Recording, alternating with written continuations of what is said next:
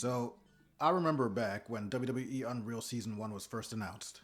I was hype because, above anything else, I knew, or I wanted, the answer to one thing, and that's how does the WWE creative team come to the decisions that they do. I wanted to see inside that writer's room. And lo and behold, as I speak, I think everybody can see for themselves now that it is clear as day that my hypothesis was correct, and they don't know what they're doing in there. So Road Dogg, I guess a while back, when he returned, was hired to be the lead of this whole thing. But ultimately, everybody, of course, still has to answer to Triple H. But before I even get to that, let's talk about this. Now, don't get me wrong. You do not have to share the same identity of the person that you're trying to write for in order to do a good job. I know this for a fact. But when I saw inside that writer's room, let's just say, I can't say that I'm surprised that there's zero creative range going on in there. Now, another thing is, this whole series is just filled with lies coming out of Triple H's mouth. I'm not going to go into all of them, but let me show you my favorite one right here. If I was to get decimated on a roster of people and say, we got to start over, I would look at it and say, if you leave me EO, I'm good. Dog, we saw you in season 1. We know damn well you're picking Rhea Ripley first. This was basically Triple H and Rhea Ripley backstage in season 1. What the fuck? Is this allowed? What the fuck? Is that allowed?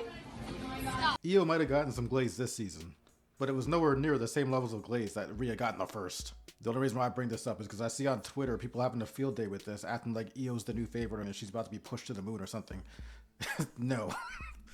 If Rhea Ripley and Io Sky were both hanging from a cliff, and Triple H could only save one, catch me already at the bottom of that cliff ready to catch Io Sky.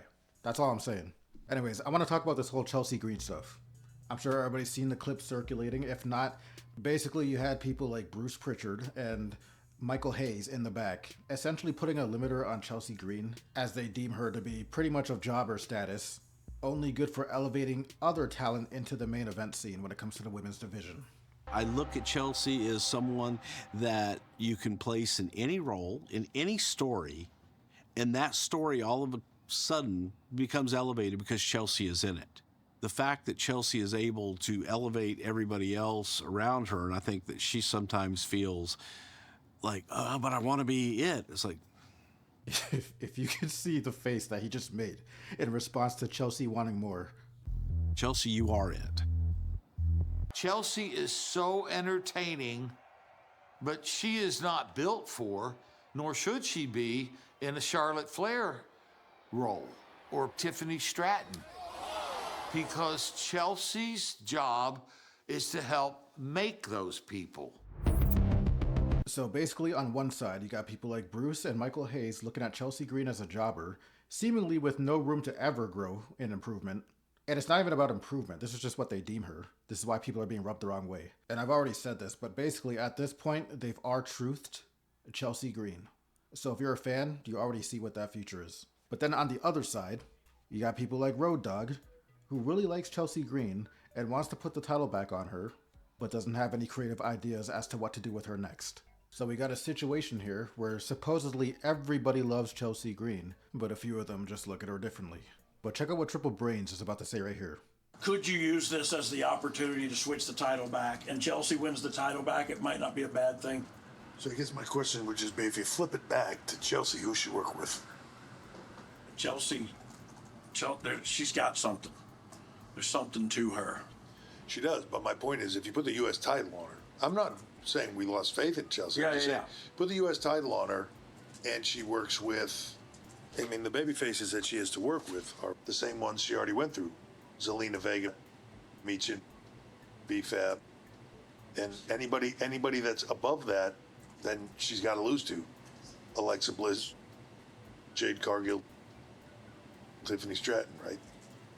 That's right, you heard that correctly. The SmackDown Women's Mid-Card division goes so deep that you got 9 women total. 2 of them are on Chelsea's team. Another 2 don't wrestle. Then you got the 3 baby faces that he mentioned. Then the remaining are all heels, so they can't run it. And this is a situation that they created, because let me take you back to when I was talking about the mass releases that would be coming in real good handy right now. Let's take a look at that list. Remember that from pretty much a year ago where everybody was saying it was fake outrage? Let's go down this list. So we could have had Shayna Baszler for the mid-card division, but apparently she's been moved backstage in some kind of role. I don't know if it's production or whatever. But next we got Dakota Kai, which she would have been good for it. In fact, I wanted her to be the first champion of her brand. Sonya Deville's gone. Caitlyn Katana could have been good for tag or singles. Gigi Dolan, Blair Davenport, Isla Dawn, Shotzi. Some of these could have been call-ups, but you released people and then didn't even call up anybody from NXT anyway to replace.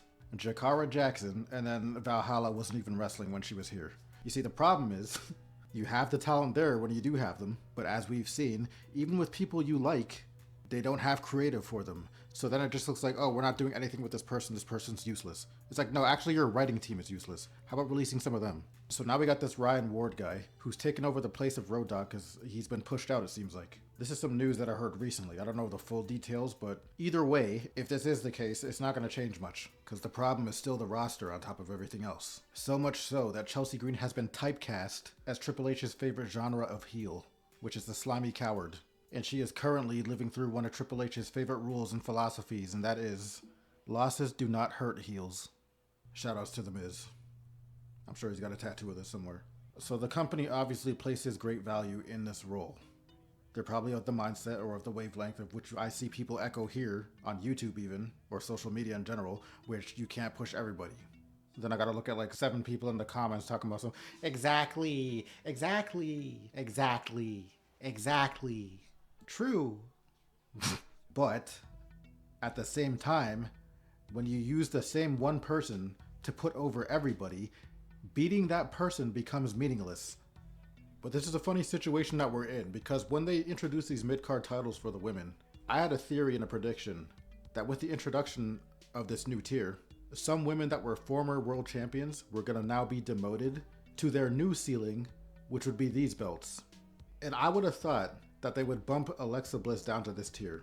Not that that's what I wanted, I just thought that with how shallow the women's division is, and with the arrival of some of these new big threats, I just thought that some people would be at risk. I had a few other women on my list that I thought they were going to do this too, but the fact that they still consider Alexa Bliss, as per argument, as world title tier, that's interesting to me. Because something WWE does is when it comes to the women's division at least, they try and finesse logic when it comes to believability, usually with height over build. Because not a lot of, like, there weren't a lot of muscle mommies or whatever these people are talking about now. That's appearing a little bit more now than before. I mean, back in the day, it was like kind of only China. And then every now and then you'll get somebody who's kind of like halfway there, like a Beth Phoenix or something. The point is, it's mostly women that just look like, you know, like you wouldn't think they were wrestlers if you weren't told. Which isn't necessarily a bad thing, but because of this, they would finesse height instead. So you got some of the women that are starting to be on the tall side. Not super tall, like not like Nia Jax or Lash Legend, but you got most women that are probably in like the 5'1" range. 5'1" to maybe like 5'4". Then you got like the next tier up of women that are starting to be considered like kind of tallish. When you look at them beside the first tier, they're noticeably taller. So you got like Becky Lynch, Bayley, Tiffany Stratton. They're all like 5'7"-ish, stuff like that. So what the WWE will do is they'll put a Becky Lynch in the face of Bianca Belair, and because they're similar height, they want us to believe that it's an even fight. They expect me to believe that Becky Lynch could do anything to Bianca Belair, especially in 20 seconds. We're not gonna bring that up again. I'm not dropping that shit. Like, they'll finish shit like that just because the height is there. So the reason why I bring this up is because Chelsea Green is in that same height tier, and Chelsea Green is definitely good enough in the ring. And in ring isn't what they care about, because then now people will say stuff like, oh, well, Jade Cargill's champion. Jade Cargill looks so undeniable that guaranteed WWE just saw her and said, we gotta make this work. And there's probably a little bit of AEW spite attached to that too. Which is funny because AEW still booked her better. Back to Chelsea Green. So if it's not in ring, and she's got the height that they will often finesse, then now it's just down to her character. They looked at her character and based off of only that, decided this is who she is, this is what we're using her for. We're not even going to let her do a character reset even if she suggests it, because we need more of her. Chelsea Green fought Penta. Not in the WWE, but Chelsea been through some hardcore shit. Yet they put this imaginary ceiling on her for no good reason other than they're not creative enough. And every time I talk about this kind of thing, I often get a bad response because I notice there's still a large group of people in general in the IWC that believe that Triple H should not be to blame for any of this. None of it is ever Triple H's fault. In fact, it's always TKO's fault. They be saying stuff like, oh, no, Ari Emanuel must have picked up the pen, man. I swear, Triple H is innocent. He's a good booker. I saw him in Black and Gold. Or, it's the Rock, man. You know, in between his movie takes, in between cuts, I heard he, like, made the final decision on this one. Dog, stop it. We saw how Triple H has the final say and how he can even overturn the whole team and make Jey Uso win the Rumble over everybody else saying CM Punk. We saw that situation unfold. But speaking of Jey Uso, I'd like to use him as the shining example. You see, he is so over at the crowd. In any arena, I'm competing with him in t-shirt sales. He can be out here yeeting for 10 minutes, and people are going crazy. What do we have, 14,000 people in here, 15,000? Okay, if he can be over, and that deserves a world title, then why is Chelsea capped at mid-tier when she's over too? They put you where they want to have you. That's it. It has nothing to do with skill levels, apparently, or character work. But I guess the women's division is treated different altogether. Because ever notice this shit? The WWE title is way more gatekept than the fake World Heavyweight Championship. But on the women's side, their 2 world titles seem a lot more even for 2 reasons probably. One, probably because they're women, so they're just secondary in nature to the company anyway.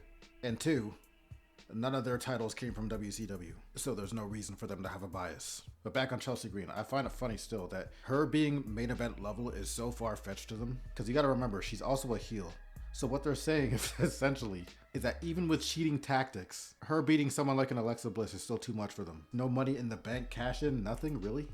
If there's anything I've learned for WWE talent or aspiring WWE wrestlers, if you want to hold a world title, do not make anybody laugh. Holy shit. R-Truth, capped. Chelsea Green, capped. Sami Zayn is no longer funny, which I find interesting because coincidentally his chances seem to be on the up right now.